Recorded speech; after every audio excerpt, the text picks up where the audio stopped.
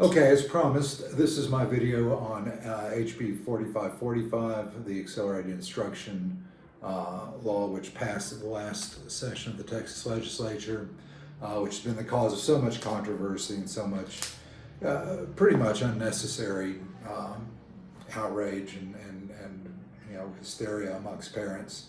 Although, given that the schools can't follow the plain, straight letter of the law, I get a little bit of that. What I don't get is parents that seem to think that schools can do whatever they want, because they can't. So we're going to talk about HB 4545. Hopefully I can get my technology to work here. I'm out of the country right now. And we can actually look at some of the actual language and some of the TEA guidance that's been given to the schools. So let's start with what HB 4545 is and what it isn't, okay?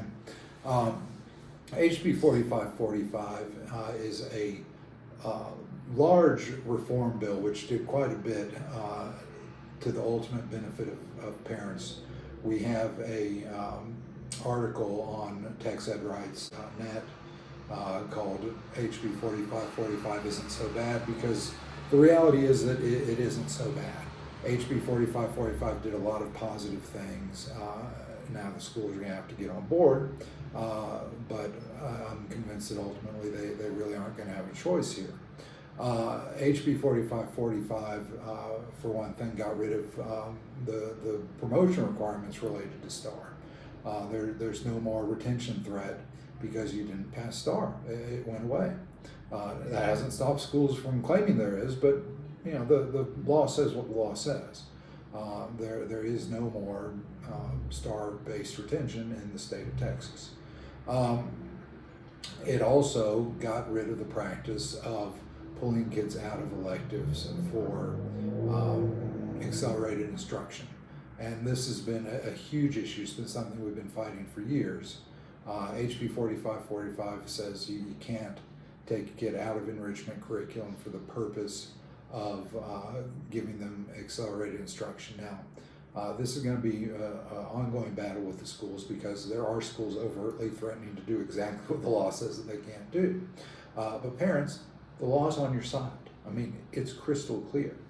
The fact that schools don't like it, the fact that schools are so uncreative as to not be able to figure out a way to do what the law requires them to do is not your problem. It's their problem. And it's only because there are such a large group of uninformed and scared parents that schools are going to be successful with this stupid insistence on not obeying the law. And really, I wish the legislature or the TEA would do something to these schools, but they won't, because they're going to say, "Oh, the parents agreed." Well, the parents that are quote unquote agreeing have no idea what they're agreeing to or what their rights are otherwise. And frankly, guys, they're not my problem, because they're not in this group. If they're in this group, they at least have some awareness that there are some rights. If you're in this group and you're scared because the school's threatening to do what the law says they can't do, then you might not want to be in this group, because we really don't put up with that kind of timidity out of parents, okay? So let's jump into HB 4545. During the actual administration of STAR, we didn't allow any HB 4545 questions because it was detracting from the whole issue of opting out and refusing to participate in STAR assessment. And parents were really, way too overeager to engage in the HB 4545 fight.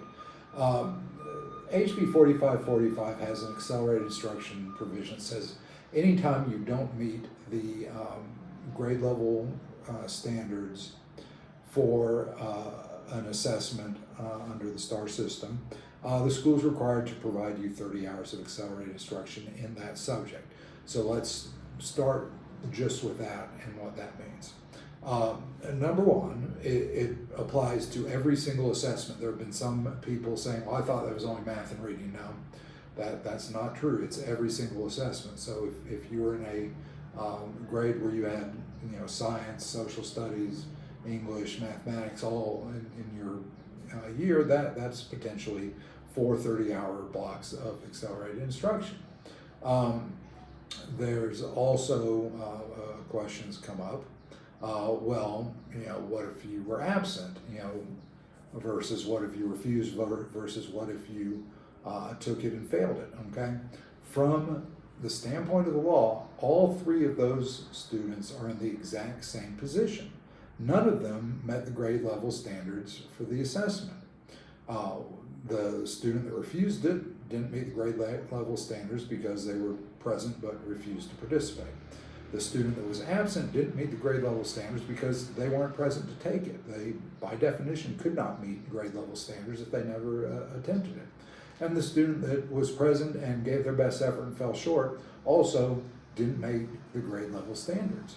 And it's the approaching grade level that's required, not meets grade level or not masters. The approaching is what's required. It's only that bottom tier of scores did not meet that falls into that category. But regardless, if you don't attempt it, you by definition can't meet the grade level standards. So whether you are an absent parent or an absent student, a refusal student, or for whatever reason, parent decided this would be a great idea, let's take STAR, and you didn't pass it, you're in the exact same position. So one of the things that we say in this group without exception is we do not exist to assist parents who choose to take STAR avoid the consequences of that decision. We're here to help parents that are actively fighting the system, parents that are refusing, parents that are holding their kids out. So please do not post, oh, my kid just took STAR and failed, what do I do? Well, what you do is you don't engage in the process from the beginning, and we'll all be behind you 100%. What we're doing here right now is we're supporting those parents who did opt out, those parents who refuse to be a part of a system that punishes kids, punishes districts, punishes teachers. You chose to be a part of that system. You just didn't like the outcome. And I feel bad for you. I feel bad for positioning kids in, but you're not the audience that this group is here for. You can read everything that we have, and like I said, your kid is in the exact same position as the other two groups. The only difference is you've now helped create data that the school can rely on to punish your kid, whereas the refusals and the absent students haven't created that data. But that's your choice. But you can use our information, but the group isn't here for you to post your problems because you haven't been on board with us. You want to get on board next year, great. Next year we'll be here to help you. And honestly, everything that's in the group will help you. But our attention right now and our focus and our time is on those parents that are in the fight with us. We hope that's you next year. In the meantime, use the information, okay? So that's how you come under the accelerated provision of the accelerated instruction provision of HB 4545 is by not meeting the grade level standards. And if you didn't, then the school is going to tell you, and the school is required to tell you that your child needs to participate in 30 hours of accelerated instruction per assessment, that they didn't meet the standards. And if that were all there were to it, then we wouldn't have much to talk about, but fortunately that's not all there is to it. We have a very clear, in my opinion, law in the state of Texas. It's Texas Education Code 26.010 of the Education Code, which states that a parent can remove their child temporarily from instruction or other school activity if they have a religious or moral objection to that particular activity. That law has two exceptions, and only two exceptions, and those are that you cannot do it in order to avoid a test, and you cannot opt out in order to avoid taking a subject for an entire semester. Neither of those, by definition, apply to a 30-hour block of accelerated instruction, okay? So you can opt out of this 30-hour accelerated instruction. The TEA even admits this, although not in language as clear as we would like. When they first put out their frequently asked questions, they said, no, you can't opt out.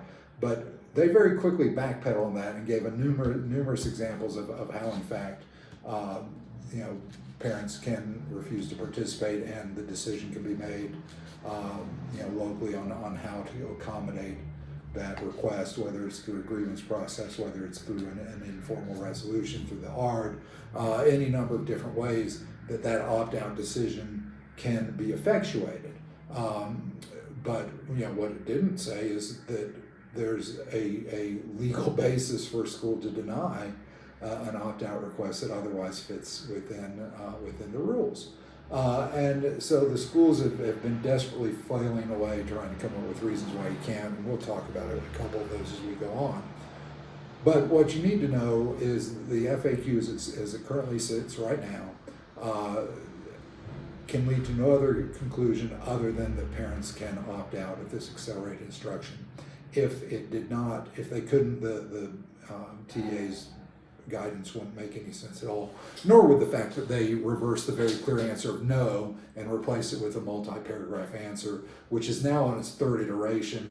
But here's one thing that is important, and I want parents to be aware of it, because it impacts how we interact with the schools, and that is this: the TA is absolutely clear that the school cannot discourage parents from accessing this accelerated instruction.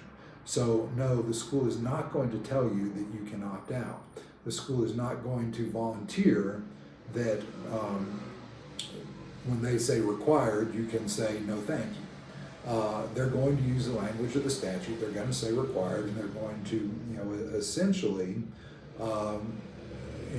pretend as if this is a matter that they have no choice about. But the fact of the matter is they do have a choice. They just can't communicate that choice to you because they don't want the TA to accuse them of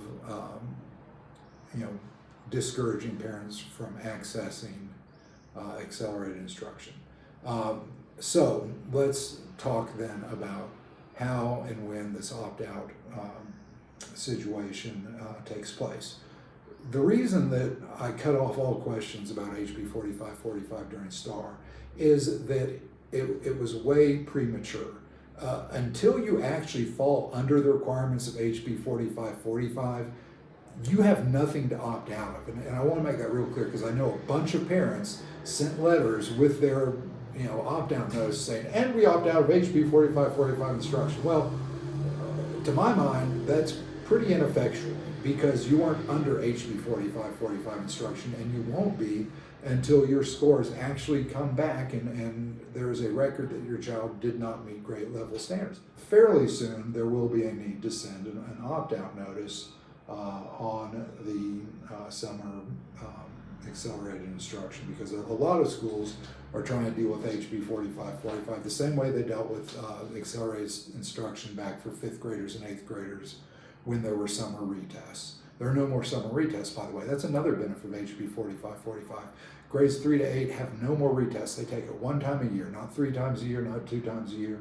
The only grades that retest now are the high school grades, where the EOC is tied in theory to high school graduation. So another benefit of HB 4545, you don't have summer STAR to deal with in 5th and 8th grade anymore. It's gone. It's gone. And there's no second administration for 5th and 8th grade. You got one, not 3. So again, don't tell me HB 4545 is such a horrible thing. We're just going to deal with the ramifications through the means that are provided to us. So we have the timing issue. Once you receive notice of summer school, you need to send your opt-out letter, and we have that available. And one should be good for the entire year, although because schools are very dense and think they're clever, and because we do have this issue of schools trying to play games and not using common sense, I am ultimately going to be recommending that there be 2 different opt-out letters sent. One would be in response to any sort of notice for summer accelerated instruction, and the second one would be sent sometime over the summer before schedules come out to advise the school that you are opting out and that they should not remove any electives, which they shouldn't anyway because the law prohibits it, but we'll talk about that in more detail. And then the final thing that we're going to be putting together is a notice letter for non-waiver of 3-to-1 tutoring ratio. That's another part of HB 4545. This accelerated instruction is required to be delivered in a student-to-teacher ratio of no more than 3-to-1, unless the parents agree in writing to waive that and agree to a larger group. No parent should ever do that. Do not sign any waivers. A lot of schools are going to be embedding these waivers into their enrollment documents. We've even heard of some schools that don't give an option to do anything except agree to the waiver. So you need to be very, very careful. If you are signing enrollment documents, either in person or online, watch very carefully for anything that talks about ratios of greater than 3-to-1 or no more than 10, things like that. They try and be clever and get you to agree to it. Do not agree. And if you're doing it online and you don't have an option except to agree, stop doing it online and walk your ass up to the school and say, not agreeing, you need to give me actual paper. And if they refuse, then contact me and we'll have some fun with that school. So anyway, let's talk about a couple of the questions that have come up and a couple of the things that we need to be aware of regarding HB 4545. We're going to talk first about the question of loss of electives. So one of the fears that parents have and that schools are exacerbating is this idea that, oh my gosh, if we don't go to summer school, if we don't do exactly what the school says and show up for accelerated instruction in summer school, they're going to take away my kids' electives. They're not going to let them play sports. And schools are responsible for this fear because they are, frankly, flat out making these threats to students. And it's nonsense and it is illegal. Let me say that again, illegal. Number one, technically the law does not talk about electives. Here's what the law says. It says, in providing accelerated instruction, a district may not remove a student except under circumstances for which a student enrolled in the same grade level who is not receiving accelerated instruction would be removed from instruction in the foundation curriculum and the enrichment curriculum for the grade level in which the student is enrolled, or recess or other physical activity that is available to other students enrolled in the same grade level. So let's break that down piece by piece. What is the foundation and the enrichment curriculum? Well, if we look at Education Code Chapter 28.002, the foundation curriculum is that sort of core set of classes that schools are never going to be saying, we'll take those away from you. There are things like language arts, math, science, social studies.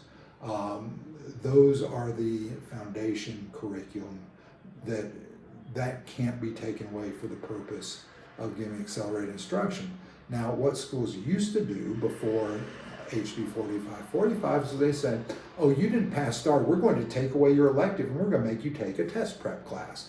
And except for the fact that really you could opt out of that, they were allowed to do that, but now they're not allowed to do that. They're not allowed to do that even if you don't opt out, because the enrichment curriculum includes languages other than English, health, whether that is an emphasis on physical health or mental health or suicide prevention, physical education, the fine arts, career and technology education, technology applications, financial literacy, personal finance, and also for those schools that offer religious literature such as Hebrew Scripture, New Testament, and their impact on history and literature. Those are also covered. Now, if a school has an elective that somehow goes beyond that enrichment classification, then yes, they could actually remove you from it. But the vast bulk of elective courses are going to fall under one of those categories. And things like athletics are covered by the second part of that statement, any physical activity.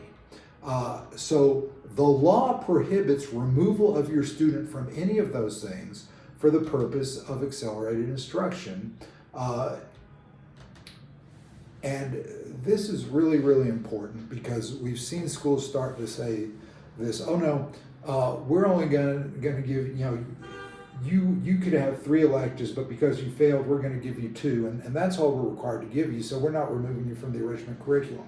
That is not what the law says. Let's focus on this language here.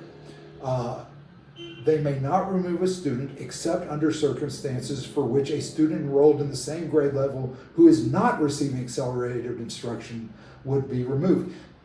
On its face, if what you're saying is, if you didn't have accelerated instruction, you could get 3, and now you can only get 2, you're breaking the law. I mean, it's such a bad threat. It's such a nonsensical reading of the statute that I find it hard to believe that anyone who's actually talked to a lawyer says, oh yeah, it's okay, give the students who passed STAR 3 electives and the ones that didn't, only give them 2 and make them take accelerated instruction. You can't do it. It's illegal. And the TA, I think, is really clear in their FAQ on this. The TA in their FAQ number 36, they're unequivocal about it. You know, the statute requires that students not be removed from recess or from the foundation or enrichment curriculum. This includes electives normally provided to students at grade level, which students are enrolled. And then say, look, you're gonna have to consider other options, but you can't take them out of this enrichment curriculum. So if what they're threatening to do is treat you differently than any other student in your grade who did pass STAR, they're threatening to break the law, and we need to be very clear about that. You can't do that, and we're not going to accept it, and we're going to hold you accountable if you do that. So loss of electives is an idle threat. It's not going to happen. You might have to fight. You might have to file grievances. You might have to go to the TEA. But it is an absolute idle threat, and it needs to be pushed back on at every instance. There's no situation under which it could be considered. And removing kids from athletics or other activities which are available to other students in the grades who have passed STAR is also not allowed. So that's just plain and simply what the law says. Another thing that some schools have said is that they're tying promotion to accelerated instruction. Now, I'm going to tell you, we're going to need to be on the watch here because the TA did not do us any favors with their FAQ here. The HB 4545 removed STAR-based retention from the Texas Education Code. No longer exists. The TEA, however, in their FAQ has suggested that a school could make attendance could make promotion locally contingent on participation in summer accelerated instruction, and that they could do that by a local policy. Generally, promotion is governed by board policy EIE local. To my knowledge, none of those currently in the state of Texas require either passage of STAR or alternative participation in accelerated instruction. However, the fact that the TEA put in their frequently asked questions that the school could do that leads me to believe that at least some schools are going to attempt to do that.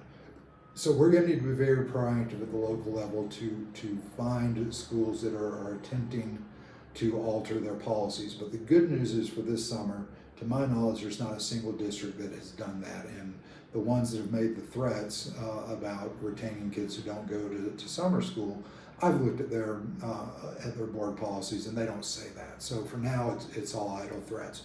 But it is something that we as parents are going to have to keep an eye on.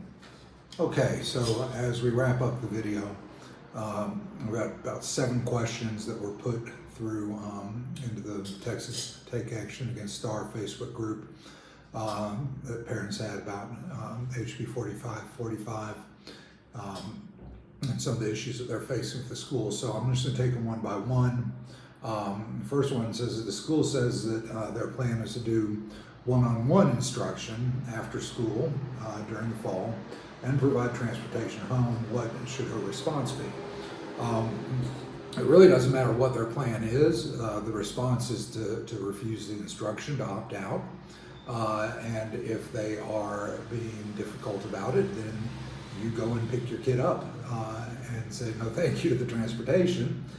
Kid is on the regular bus or whatever the regular means home is, and that's it. Make sure you document your refusal with the opt-out letter. and there really isn't any other response, the school should be reasonable, but if they're not, then pull your kid a couple of days, and I bet their attitude changes over time. So the second question says, and this is really a good question, and it shows the lengths to which these schools are going to try and both stake out absolutely indefensible positions and to threaten and intimidate parents into thinking they have no options.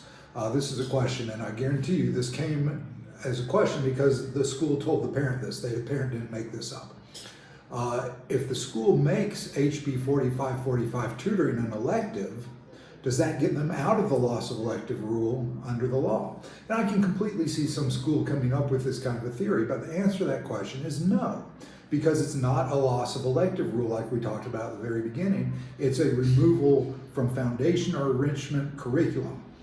By its very nature, the TA is very clear about this, HB 4545 tutoring must be supplemental. It cannot be part of the regular program of instruction. So in no way, shape, or form can making HB 4545 tutoring a class somehow make it so that the school can stick a kid there and deny them an elective within the enrichment curriculum. Can't happen, is absolutely improper. So the answer to that question is no. Next question. The school says that if we opt out in the summer, we have to take it the next year before, during, or after school. That is what the rules say. I think the TA says that. But of course, that's before we start to consider whether or not you're permitted to opt out, and you are. So you would expect the school to tell you that, because they're not allowed to tell you that you have a right to opt out. They're not allowed in any way to discourage you from accessing the accelerated instruction. So if you opt out during the summer, the schools will say, well, he's going to be required to take that in the fall, either before, during, or after school. And you say, well, I understand that you're required to offer that. And then, like we talked about, we will be recommending an opt-out letter separately for the in-school portion. But you don't have to fight that battle now. And I can't say this enough. We don't have to fight battles that aren't on our radar yet. So get your summer taken care of. Then we'll deal with this with the fall. And the school may say, well, I need you to sign this that says you understand he has to take it in the fall. Don't sign it. Say you have my opt-out letter. Period. Okay, next question is a good question. So what if the school creates a block of instruction that doesn't involve a loss of electives because schools are being more clever with their block schedules? And this is a good point, and actually it's one of the things that TA recommends to the school is you work this into other non-instructional time. There is existing non-instructional time that's not part of the foundation or enrichment curriculum that schools have to work with. Sometimes it's homeroom, sometimes it's study hall type periods, mastery periods, content periods. There's all sorts of names that schools may use for these blocks of time. And that is a place where the school could choose to do HB 4545 tutoring, and it would not involve a loss of elective. You still have a right to opt out. You may have to fight the school a little bit more about it, and you may not have as clean an argument as to why they can't do what they're doing, because they can do it. But even if they can do it, you still have a right to opt out. The fact that they can structure the instruction in a way that doesn't involve a loss of elective doesn't mean that that overrides your right to opt out. It just means that what they're proposing doesn't otherwise violate the law. Your right to opt out is not dependent on their proposal violating the law. Your right to opt out is given to you in the Texas Education Code. The fact that the school might come up with a block system that involves no loss of electives, that should be a credit to the school. They're at least trying to follow the law. But that doesn't mean you can't opt out. So you just say, okay, well, thank you, but we're going to opt out of that. Next question says, well, we were told that the hours will roll over to the next school year and then on to the next school year. What happens to the hours if they're not met? That is technically correct. If the hours aren't completed, they roll to the next year, to the next year, to the next year ad infinitum. But here's the thing. The statute contains absolutely no penalty for the completion of those hours as to the students. It's not contingent on promotion. It's not contingent on graduation. Have schools threatened both of those things? Absolutely they have, because they cannot deal with the fact that the law has restricted their ability to compel students to do things that are not going to be happily received. So yeah, there's threats out there about, oh, you can't graduate unless you finish all these hours, or you can't go to the next, next grade unless you finish hours. Absolutely untrue. Ask them to show you that in the statute. They can't. Ask them to show you that in the local board policies. It is possible they could enact a board policy. I would hope they won't, and parents should certainly lobby against it, or if they do enact it, to stand up and say, we want this repealed, or we're going to vote all of you MFers out. But all they can show you in the statute is that it rolls over. They can't show you any penalty because there isn't one. There's nothing attached to that. So, thank you very much, but we'll opt out of that next year too. All right, next question says, can I give you an outline of what the grievance process looks like? I can give you a very bare bones outline. Every district has its own grievance process. You can find that on their board policy online. Just Google your ISD and then board policy online, and it'll take you to that, and you can find the grievance section. What does the grievance process look like? Generally, a school will have a 3-level grievance process. Number 1 is at the campus level. Number 2 is an appeal level within the district. And the 3rd level is a hearing before the school board. The campus level has the most important requirements, and is also the least formal of all the processes. Why is it most important? Because everything that you are going to want to rely on needs to be in your grievance at the campus level. Because the next 2 levels are review levels. They're reviewing the campus decision on the grievance, and you can't add things after your initial campus grievance. You can file additional grievances if the facts support them, but you can't say, oh yeah, I forgot to mention at the campus level that also, they took my kid out of an elective class. That has to be in your campus grievance, and it has to be acted upon at that level for the appeal levels to consider it. So generally the campus level grievance is with the principal. If the principal is the decision maker, you need to be very clear that he has a conflict of interest and needs to delegate that decision to someone else. Also, you may want to check your board policies, because it might be that if the principal is the person that made the decision, you have to start it at level 2. Level 2 is generally, like I said, a district officer. Let me go back to level 1. Level 1 is an informal meeting with whoever the campus level decision maker is, usually the principal, where you just talk about your grievance and why you think you're entitled to the relief that you want. In your grievance, you're going to be required to say what is the relief you want. You need to make sure that's very closely related to what the complaint you have is. If the complaint is you've been removed from elective, then the remedy you ask is be put back into that elective. It's not hey, I'm complaining because they took my kid out of the elective, and as my remedy, I want 2 extra periods of recess. If the 2 aren't related, the remedy isn't appropriate for the grievance. After you have your level 1 grievance, you get a written decision back from the school, then you need to appeal that, and you'll have a hearing at the district level. Sometimes at this point the district will have a lawyer present.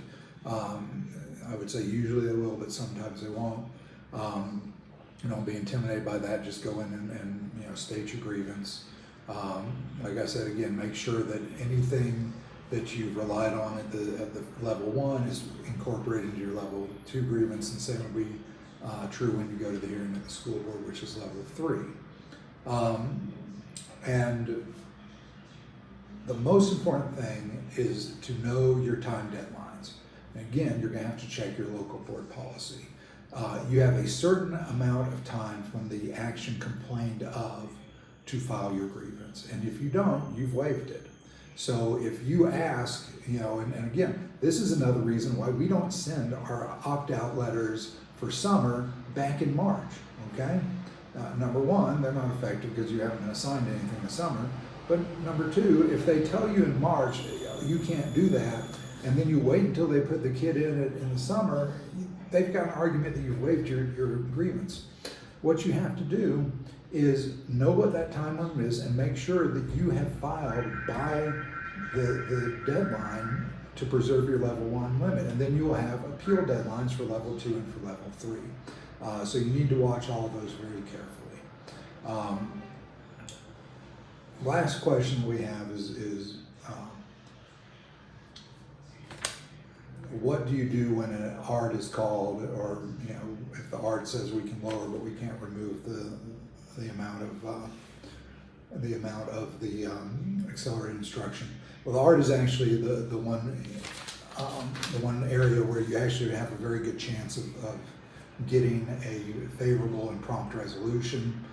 The ART absolutely has the power to dispense with all of the accelerated instruction. All they have to do is specifically determine that it's a violation of your full appropriate public education, or free appropriate public education, FAPE, FAPE.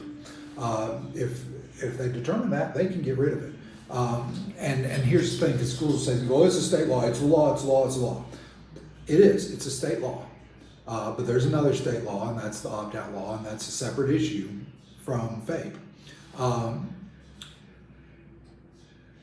I don't know if some of these school administrators forgot their basic civics, but IDEA, the special education law that gives you the right to R, that gives you the right to FAPE, that's federal law. HB 4545 is a state law.